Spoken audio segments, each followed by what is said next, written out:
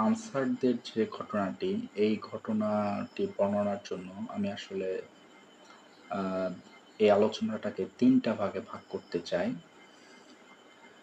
১ম বিষয়টি হচ্ছে এই আন্দোলনটা কতটা যৌক্তিক ছিল এই সময়ে। এ বিষয়ে যদি আমি কথা বলি, আসলে দেশে এখন যে অবস্থা চলছে, আমাদের পার্শ্ববর্তী দেশ ভারত অনাকাঙ্ক্ষিতভাবে কিছু না জানিয়ে আ তাদের বাঁধগুলো অবাধে খুলে দিচ্ছে। যার জন্য দেশে খুব বাজে একটা অবস্থা বিরাজ করছে। বন্যা কবলিত হয়ে পড়েছে বহু জেলা, বহু মানুষ, প্রায় ১.৫ কোটির মতো মানুষ আ আসলে বন্যার পানিতে ডুবছে। বেশ অনেকজন মারাও গিয়েছে এর মধ্যে।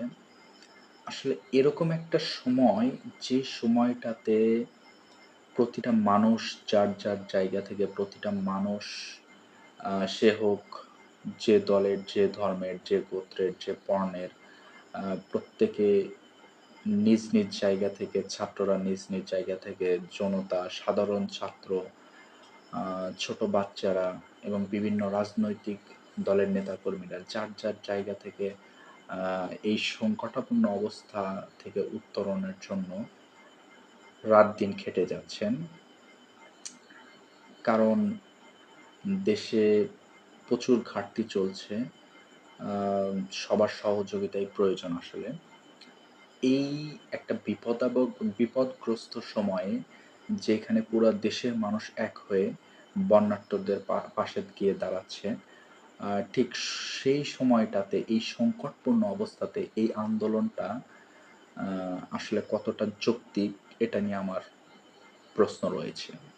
কারণ আমি এই আন্দোলনটাকে আ এই বর্তমান এই সিচুয়েশন এর এই সময়টার জন্য কোনোভাবেই যৌক্তিক মনে করছি না। হ্যাঁ, গণতান্ত্রিক দেশ, আন্দোলন করার অধিকার প্রত্যেকেরই আছে। যার দাবি আদায়ের বিষয় রয়েছে। তাই বলে অবস্থান ভেদে, পারিপার্শ্বিকতা ভেবে, বর্তমান অবস্থা বিবেচনা করে একটি বিষয় তো আছে, তাই না?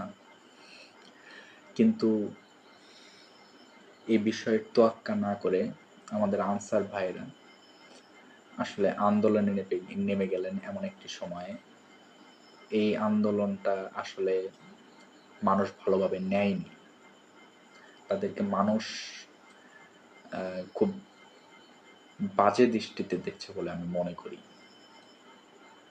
এই সময়টাতে এই আন্দোলনটা কখনোই যৌক্তিক না। কোনো অবস্থাতেই যৌক্তিক না। ২য় বিষয়টিতে যদি আমি আসি, যে আনসার কর্মী এবং ছাত্রদের মধ্যে যে একটি অবস্থা তৈরি হয়েছিল, আ আনসার কর্মীরা মূলত সচিবালয় ঘেরাও করে এবং সচিবালয়ে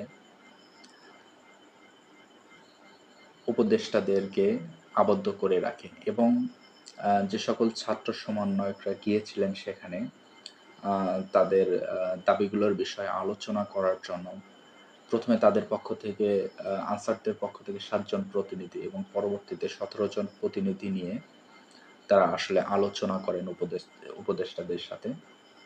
সেই আলোচনায় আ তাদের যে ছুটির একটা বিষয় ছিল সেটা মেনে নেওয়া হয় এবং আ উপদেষ্টা সমন্বয়ক নাহিদ ইসলাম আমাদের কিন্তু বলেছেন আ যে একটি কমিটি গঠন করা হবে এবং ৭ দিনের মধ্যে তাদের দাবি-দেওয়াগুলো বিশ্লেষণ করে আ একটি যৌক্তিক বিশ্লেষণ করে দাবি-দেওয়াগুলো তাদের আ কে আ দাবি মেনে নেওয়ার যে একটা আশ্বাস, যে যৌক্তিক দাবিগুলো তারা করেছেন, সেই যৌক্তিক দাবিগুলো মেনে নেওয়ার যে আশ্বাস, সেটা কিন্তু উপদেষ্টা মণ্ডলীর পক্ষ থেকে দেওয়া হয়েছিল এবং যে ৭ জন এবং পরবর্তীতে ১৭ জন প্রতিনিধিরা গিয়েছিলেন, তারা সহমত প্রকাশ করে বেরিয়ে আসছিলেন।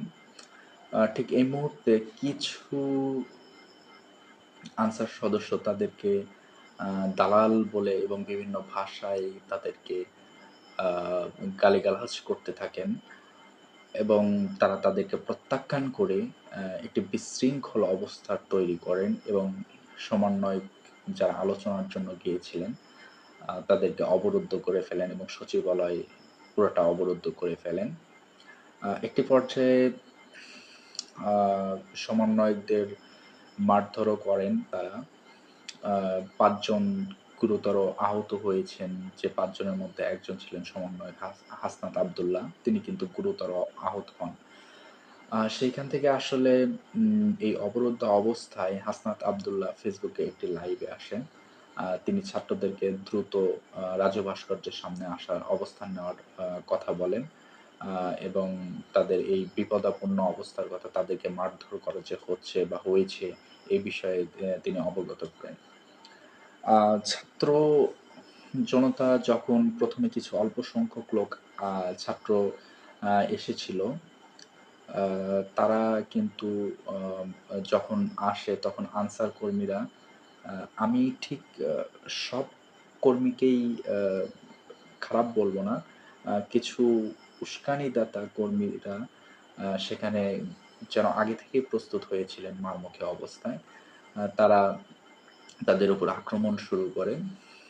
তখন ছাত্ররা পিছু হটতে বাধ্য হয় কিছুটা। পরবর্তীতে বিশাল আ বহর যখন চলে আসে ছাত্রদের, বিশাল জনসমাগম ছাত্র এবং জনতার যখন তৈরি হয়, আ তখন আসলে একটি বিশৃঙ্খল অবস্থার তৈরি হয়। প্রায় ৩০-৪০ মিনিট ধাওয়া পাল্টা দেওয়া হয় এবং অবশেষে আনসার সদস্যরা আ পালিয়ে আ যেতে মা পালিয়ে যেতে বাধ্য হন। দেখুন, আ এখানে যদি ছাত্ররা তাদেরকে মারার নিয়ত করেই আসতেন, সেই ক্ষেত্রে আমি বলব তারা কিন্তু তাদেরকে যখন ধাওয়া করছিলেন, তখন ২ টি গেট খোলা রেখেছিলেন সেখান দিয়ে যেন তারা বেরিয়ে যেতে পারে। তাদেরকে ওই জায়গা থেকে সরানোর জন্যই মূলত তারা তাদেরকে ধাওয়াটা করেছিলেন পরবর্তীতে। এবং সেখান দিয়ে কিন্তু তারা বেরিয়ে গেছেন অনেকেই। যারা বেরোতে পারেননি তাদেরকে কিন্তু ছাত্ররা আ বা উদ্ধার করে আ তাদেরকে কোনো আঘাত করেননি। উদ্ধার করে করেছেন সেখান থেকে। হ্যাঁ, এবং আমরা এই দৃশ্যও দেখতে পেয়েছি যে সকল আনসার ভাইরা আহত হয়েছেন, তাদেরকে কিন্তু ছাত্ররা ট্রিটমেন্ট করছেন। যদি আমি আপনাকে মারতেই চাই, তাহলে সেক্ষেত্রে কেন আমি ২ টা দরজা খোলা রাখবো? আমি কিন্তু আপনাকে অবরুদ্ধ অবস্থায় কিন্তু আমি মারতে পারতাম। ছাত্ররা কিন্তু মারতে পারত। কিন্তু ছাত্ররা সেটা করেনি। ইভেন কি ছাত্ররা তাদেরকে আহতদেরকে চিকিৎসাও দিয়েছে প্রাথমিক। সেটা কিন্তু তারা করত না। এবং যারা আটকে পড়েছিল তাদেরকে কিন্তু উদ্ধার করত না।